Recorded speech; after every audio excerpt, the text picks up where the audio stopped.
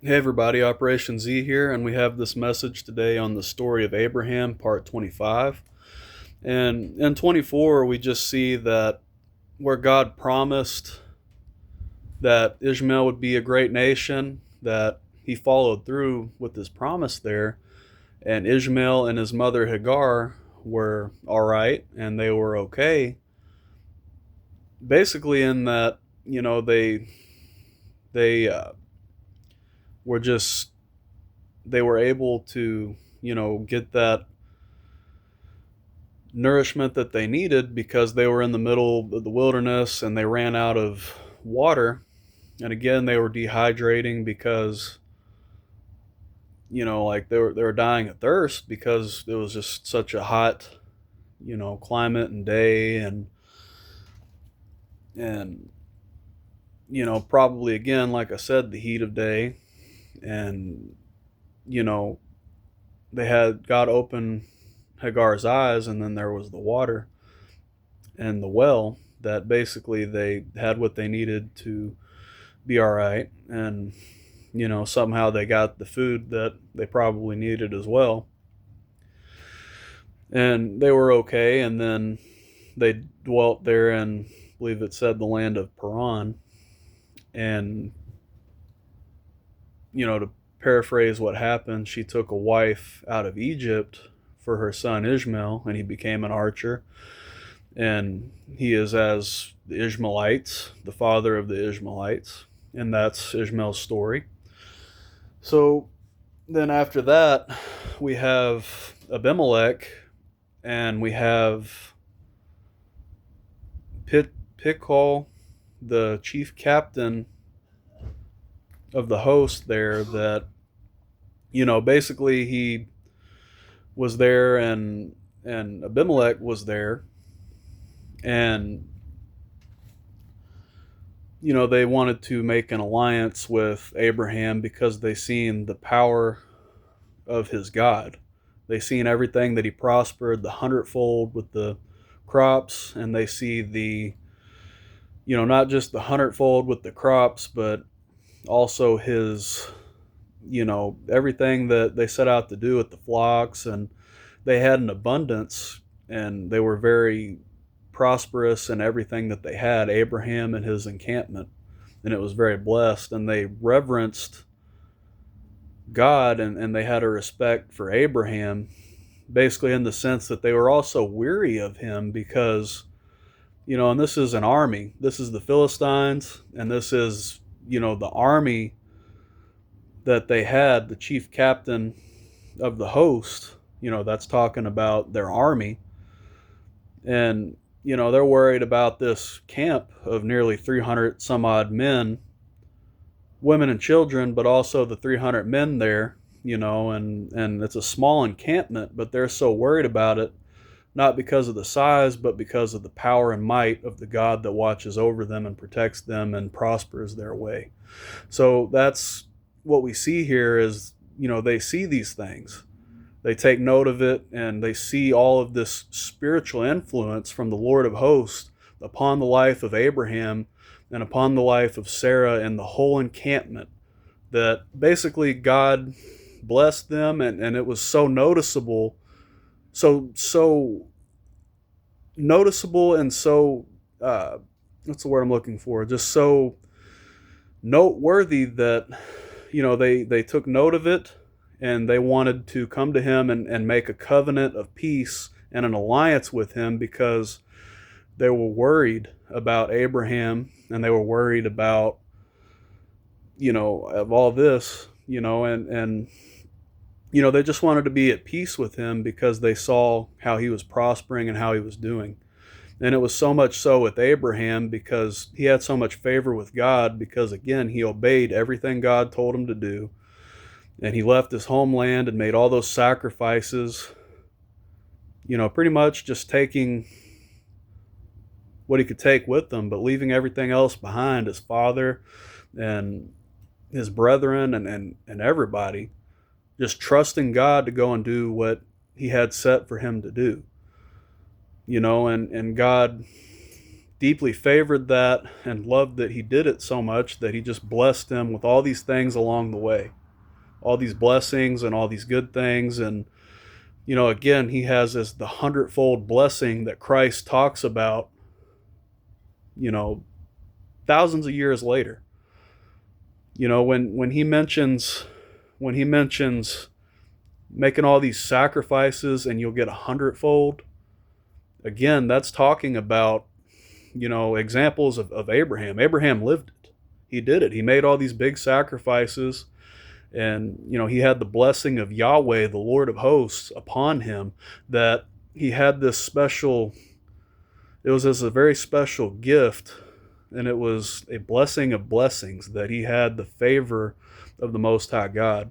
See, again, God loves everybody equally, but when it comes to, favor, it's kind of different, because God's favor is upon, we see basically that, put it into words, he was highly favored, and it does make mention of that. You'll see in Scripture, well, this person was highly favored. Like Daniel, he was highly favored because he made a bunch of sacrifices in his life too, but that's a different story. But yeah, love and favor are different. Love is an unconditional love, but when you have the favor of God, good manifests and abounds towards you in different ways, and different, it's as a different thing. And it is scriptural because, again, you see it in other examples with biblical characters. Jesus, when he did his walk with God and he gets out of the wilderness after the 40-day fast, and this is kind of, it's on the topic of Christ now. But when Jesus went through all that, that suffering time and the time of temptation, and he got through it, it says he was highly favored by both man and God.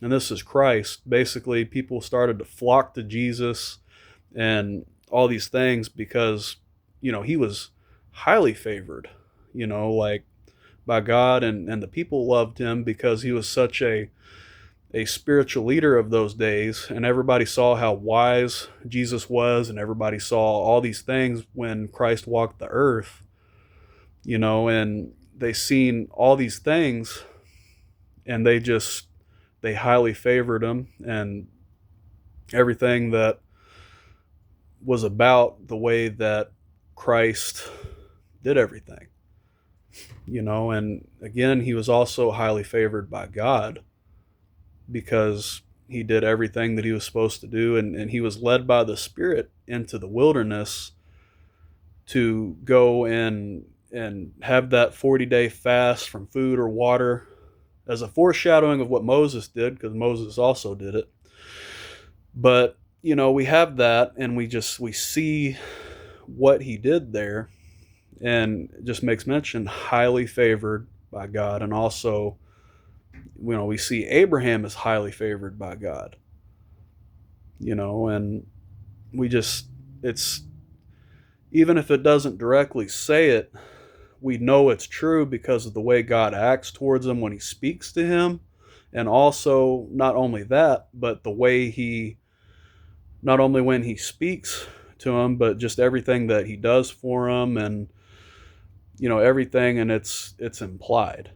So we just see all this stuff, and, it's again, how honorable and good, like a good person, and as kind of as an early Christian, so to speak. Or, just basically what I'm saying is pretty much, he had favor with God, and he walked that spiritual walk with God, and he did everything that was asked of him, and he did all of these things that, God wanted him to do. And that's the important thing. It was all a foreshadowing in the Old Testament, and it all points to Christ.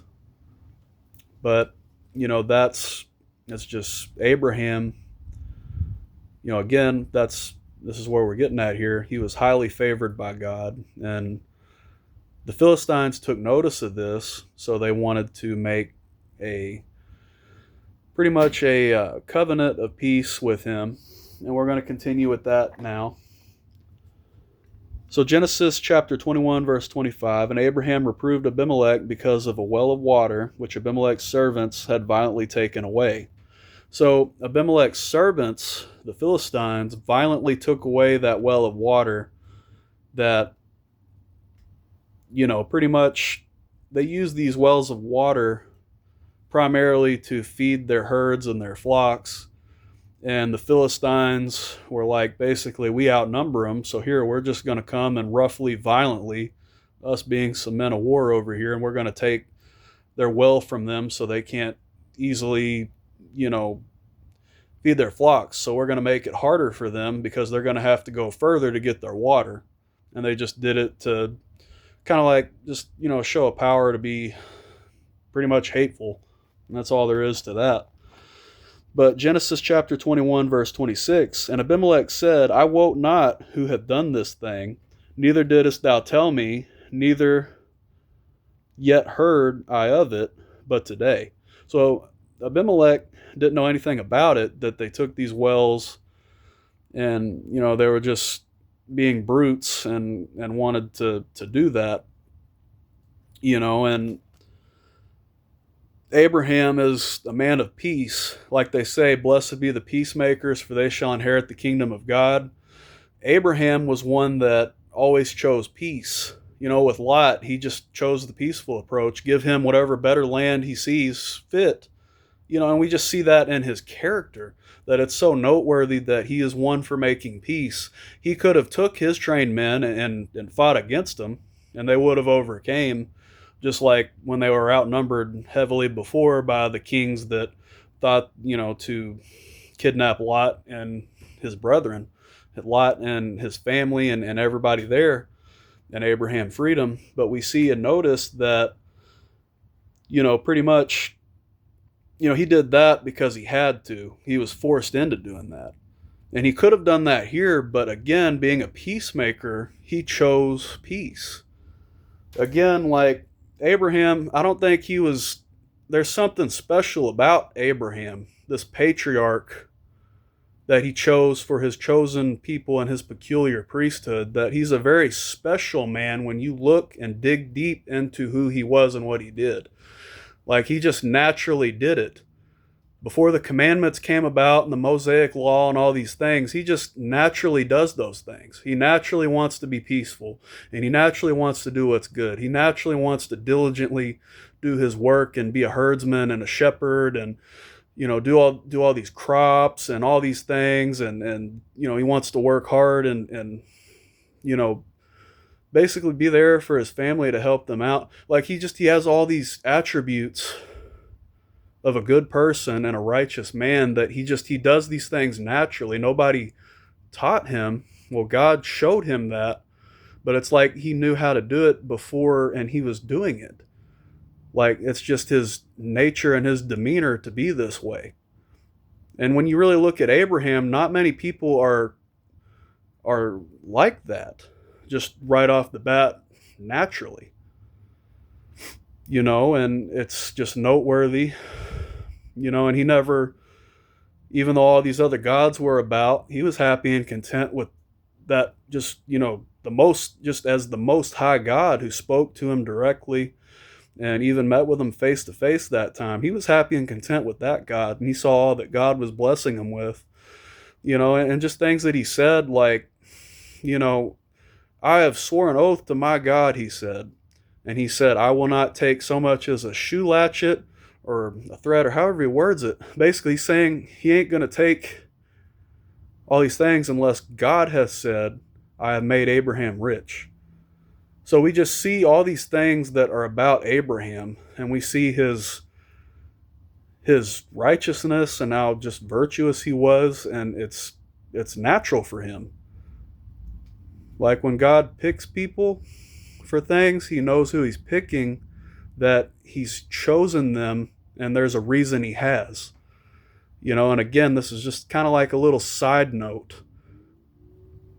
When he picks the second king, King David, he pretty much picked the perfect king when it comes to having a heart for God, because everything he did when it came to his faith and the way he believed towards his God, he made sure that no other gods, anything like that, the Most High God, he said, I'll rise early in the morning and worship God, which that's something that he did, that kind of like as an oath that he made with God. Then he always did that, and he'd get up and play the harp and just worship God and praise him early in the morning. He did. Which that's not like, something that people would have to do or anything like that.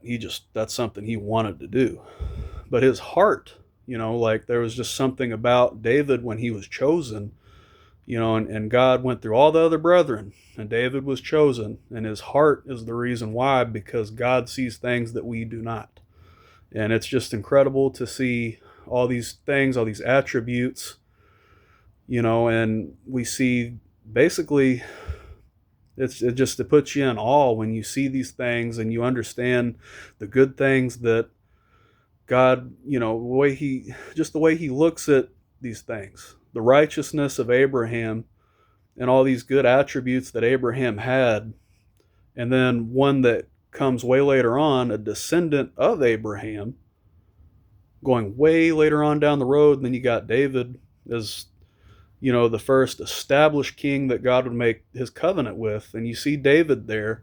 He makes this covenant and it stays established with David because he does it perfectly when it's concerning God. We might not do everything right and we might make mistakes and whatnot, but he never went and worshiped other gods, made sacrifices to them, offerings, none of that. And because it was like that, his kingdom was established, it prospered, and he did well as a man of war for God. Like not just a man of war, but a king, a psalmist, and all these things. He praised God and worshiped God with everything he had. So that's why he was chosen for what he was chosen for, because of his heart. Abraham, same thing. So back to topic, Abraham. We have here Abimelech had no idea, it was going on, and if he knew, he would have put a stop to it. That's what he's saying. Basically, he's saying, I didn't know, so, and he probably didn't. Sometimes people just take it upon themselves to, do stuff like that. And again, if Abraham wanted to, he could have done something about it. He wasn't afraid to, because he, when it came to his blood, his brethren, his nephew, he loved his nephew, he went and he rescued them. He couldn't call the guards to go do it because everything was in disarray. So he just got his allies, the Amorites, and they went and freed him. But again, he chose peace. He chose to be a peacemaker, and blessed are the peacemakers. As he fulfilled, as the patriarch, he fulfilled it naturally. So Genesis chapter 21, verse 27, and Abraham took sheep and oxen and gave them unto Abimelech, and both of them made a covenant. So they made this covenant of peace for them right there, so they're secured against Abraham and his small encampment for this generation, for the next generation of his son, and then the generation after that with his grandson. That there'd be no war between them, that it was a covenant of 3 generations of just peace and not having to worry about Abraham and his encampment, and vice versa. So Genesis chapter 21, verse 28, and Abraham set 7 ewe lambs of the flock by themselves. So we see that he takes these 7 ewe lambs and, he takes them, and it's for basically a witness between them and this covenant, that he's saying, I've given you these 7 ewe lambs basically as a sign of this covenant and as a witness that I've given you them to. And we'll see why, that because he's going to ask about it here in a minute. So Genesis chapter 21, verse 30, and he said, "For the 7 ewe lambs shalt thou take of my hand, that they may be a witness unto me that I have digged this well." So he's basically ensuring that nobody tries to bury his well again with dirt. That, it's a lot more convenient when you don't have to go several miles to a different well to feed your flocks and your herds and all that. It's a lot easier when you can go to it where you're at, not have to walk nowhere near as far. And it makes it easier. Again, it's a hot climate, so you don't really want to walk miles and miles to go somewhere else just where people ain't going to sit there and try to bury it with dirt to be hateful. So it's a witness that they've dug this well. And we see that Abraham wants that well to be there. And again, he probably doesn't even have to do it himself. And they probably draw water for themselves there too, not just for the herds and the flocks, but for them. So it's just a lot easier. And he probably wouldn't have to do it himself because he has servants. But he's also considering his servants, like, the way he thinks is basically do unto others as you'd have them do to you. If it were me, I wouldn't want to have to sit there and walk miles upon miles in this hot desert heat to get some water. People might die of dehydration before that point in some cases if it got bad enough. So, he's considerate. He's caring and considerate. You see all these traits that it doesn't directly mention, but it's implied, and it's things we can learn from the text when we just kind of look at it and we see that basically God will reveal these things to us and show us when we go to read it through the Spirit. So, I have digged this well. Witness unto me that I have digged this well. So that's what the 7 ewe lambs are for. So Genesis chapter 21, verse 23, wherefore he called that place Beersheba, because they swear both of them. So Beersheba in the Hebrew tongue, it means the well of the oath is what it means. And another translation, which is as the same translation, is the well of the 7. So it basically means that well of Beersheba, that is the noteworthy well, that they made that covenant at. Their covenant of peace that they wanted, and Abraham's saying, well, out of it, I want my own wells to just basically, I have this well here that I can draw water for me and my family and all my people here. And, he's saying too, for his sheep and his flocks, it just makes life a lot easier when you don't have to go real far away for it. So, we have that. And see here.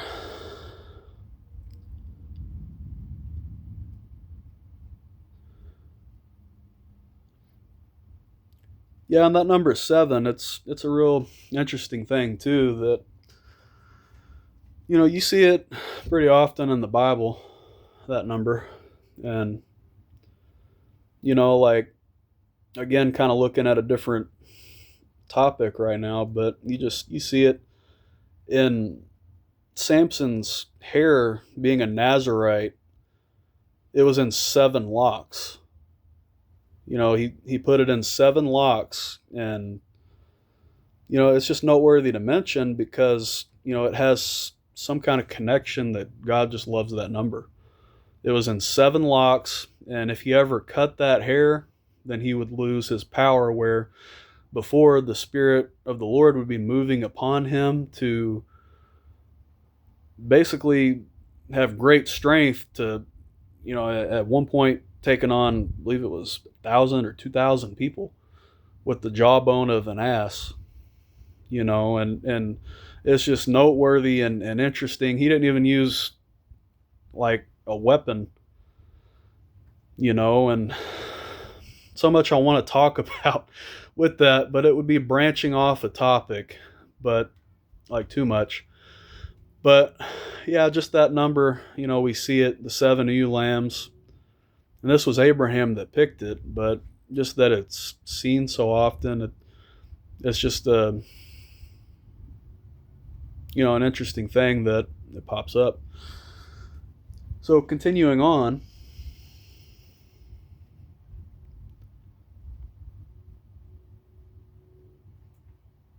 Genesis chapter 21, verse 32.